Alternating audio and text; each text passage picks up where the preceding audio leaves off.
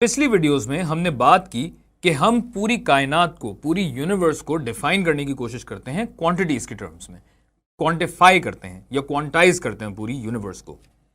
फिर हमने बात की थी कि 7 बेस क्वांटिटीज हैं जिनके कॉम्बिनेशन से, जिनके परम्यूटेशन से, जिनके मल्टीप्लिकेशन या डिवीजन से हमारे पास और क्वांटिटीज निकलती हैं जो कि कहलाती हैं डिराइव्ड क्वांटिटीज। इन 7 बेस क्वांटिटीज के बेस यूनिट्स होते हैं। इसमें से अगर हम 3 बेस क्वांटिटीज लेते हैं, लेंथ, टाइम और मास, तो इनके जो यूनिट्स हैं, लेंथ मेजर होती है मीटर्स में, टाइम मेजर होता है सेकंड्स में, मास मेजर होता है किलोग्राम्स में। इस वीडियो में अब हम डिराइव्ड क्वांटिटीज और उनके यूनिट्स के बारे में बात करेंगे। तो जैसा मैंने आपको बताया कि मल्टीप्लिकेशन और डिवीजन होता है बेस क्वांटिटीज का, जिससे हमारे पास डिराइव्ड क्वांटिटीज बनती हैं। तो सबसे पहली क्वांटिटी अगर हम लेते हैं लेंथ, इस लेंथ को अगर हम लेंथ से ही मल्टीप्लाई करें, क्या चीज आ सकती है? लेंथ कोई भी ऐसी क्वांटिटी है जो मीटर्स में मेजर हो रही हो, लंबाई की बात है। Distance, displacement, length, width, height, ये सारी चीजें लेंथ में ही शुमार होती हैं क्योंकि ये सारी चीजें मीटर में मेजर होती हैं। तो अब आप जानते हैं कि लेंथ को अगर मैं एक और लेंथ से मल्टीप्लाई करूं, या ये कहिए कि लेंथ को अगर मैं विड्थ से मल्टीप्लाई करूं, जैसे मेरे सामने ये टेबल है, इसकी लेंथ को, लंबाई को चौड़ाई से अगर मैं मल्टीप्लाई करूं तो मेरे पास क्या आता है? मेरे पास आता है एरिया। तो ये डिराइव्ड क्वांटिटी हो गई जिसका यूनिट क्या बनेगा? जाहिर है लेंथ को लेंथ से मल्टीप्लाई किया तो यूनिट को मैं यूनिट से मल्टीप्लाई करूंगा, मीटर मल्टीप्लाइड बाय मीटर बनेगा मीटर स्क्वायर्ड। ये आपके पास एक बहुत ही सिंपल सी डिराइव्ड क्वांटिटी हो गई। क्या इससे आगे भी लेंथ को इस्तेमाल करते हुए कोई क्वांटिटी बन सकती है? बन सकती है, क्यों नहीं बन सकती? आप लेंथ को लीजिए,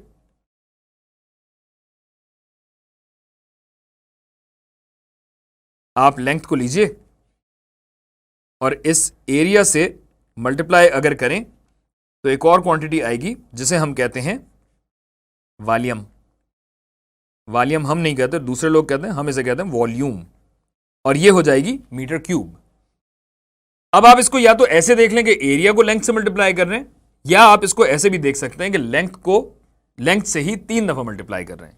एक ही बात है, आपके पास ये मीटर क्यूब में जो क्वांटिटी आएगी वो कहलाएगी वॉल्यूम।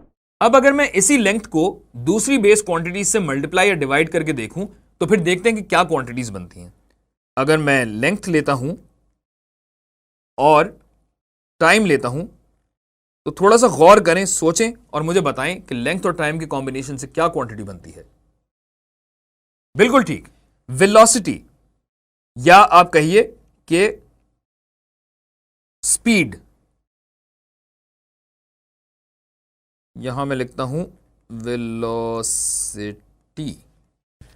और वेलोसिटी कैसे बनती है? Length divided by time, displacement divided by time, या डिस्टेंस डिवाइड बाय टाइम कहेंगे तो स्पीड बन जाएगी। बहरहाल यूनिट्स के टर्म्स में ये एक ही क्वांटिटी होगी और इसके यूनिट्स क्या बनेंगे? मीटर पर सेकंड, कि हर सेकंड में कितने मीटर्स आपने ट्रैवल किया है, ये चीज कहलाती है आपकी वेलोसिटी या स्पीड, और आप इस क्वांटिटी से बखूबी वाकिफ हैं।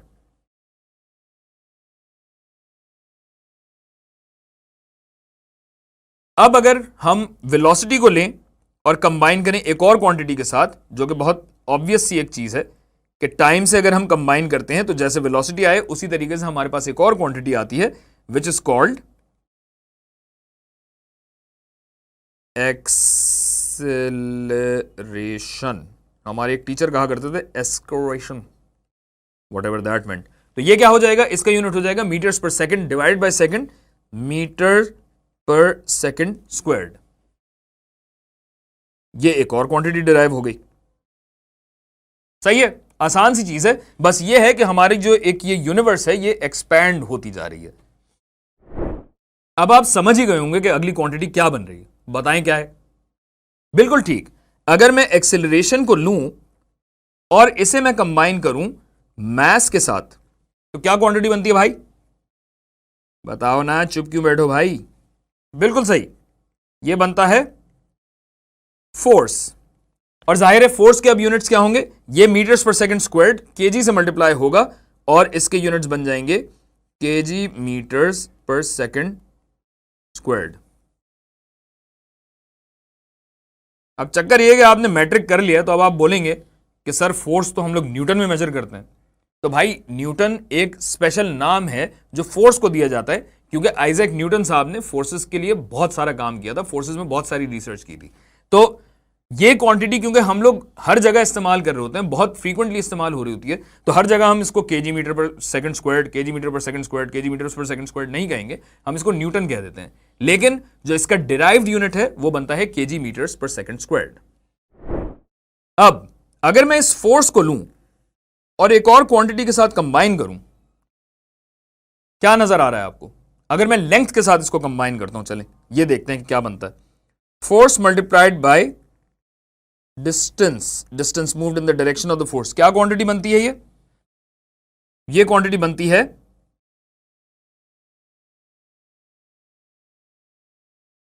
वर्क। और वर्क के क्या यूनिट्स हुए? फोर्स मल्टीप्लाइड बाय डिस्टेंस है, तो ये हो जाएगा KG meters per second squared multiplied by meters, KG metre squared per second squared. ये नेगेटिव है।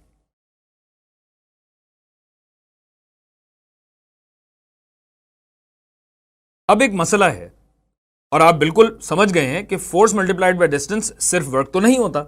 Force multiplied by perpendicular distance अगर हम करें तो मूवमेंट बनता है, वो भी तो एक और क्वांटिटी है। तो क्या उसके सेम यूनिट्स होंगे? बिल्कुल सेम यूनिट्स होंगे। और यहां आपको एक और चीज पता लगती है कि वर्क, आपको पता है कि हम जूल्स में मेजर करते हैं। इसी चीज को अगर हम एनर्जी कहें तो हर किस्म की एनर्जी इसी तरीके से निकलती है और वो सब जूल्स में मेजर की जाती है।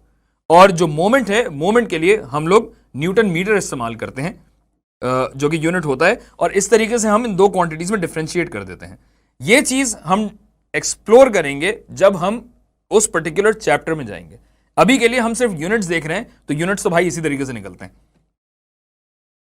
कैसे? कि यही लेंथ आपने ली, ये इसको जंप कराया और ये यहां पे आई,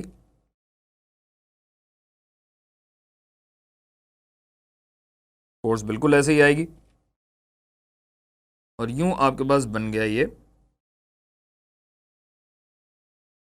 moments,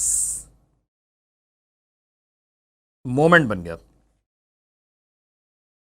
KG metre squared per second squared, या न्यूटन मीटर भी कहा जाता है इसे।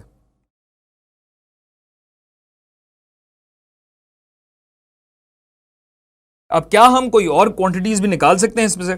सोचें थोड़ा सा। अगर मैं लूं इस वर्क को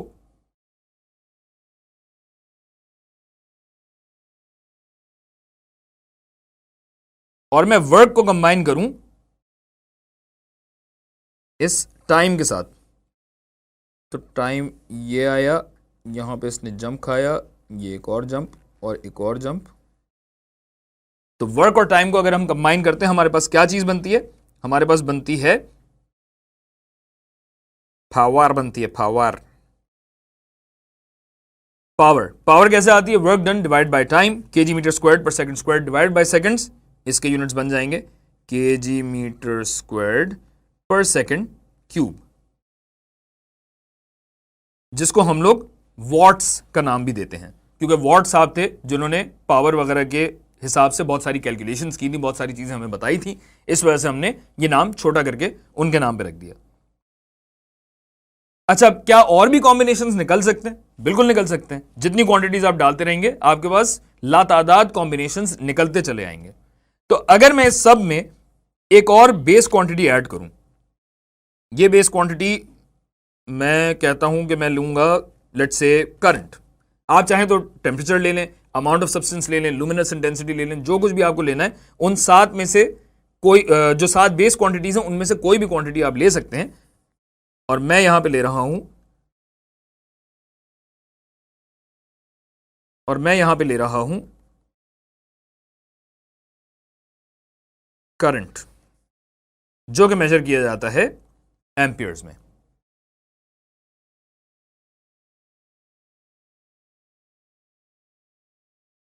और अगर मैं करंट को लेके इसे कंबाइन करूं टाइम के साथ, तो क्या क्वांटिटी बनती है?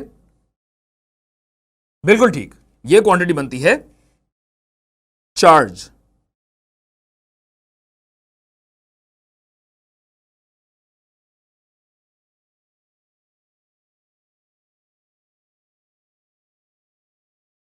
यह क्वांटिटी बनती है चार्ज। चार्ज होता है करंट मल्टीप्लाइड बाय टाइम, यानी इसका यूनिट होगा एम्पियर सेकंड।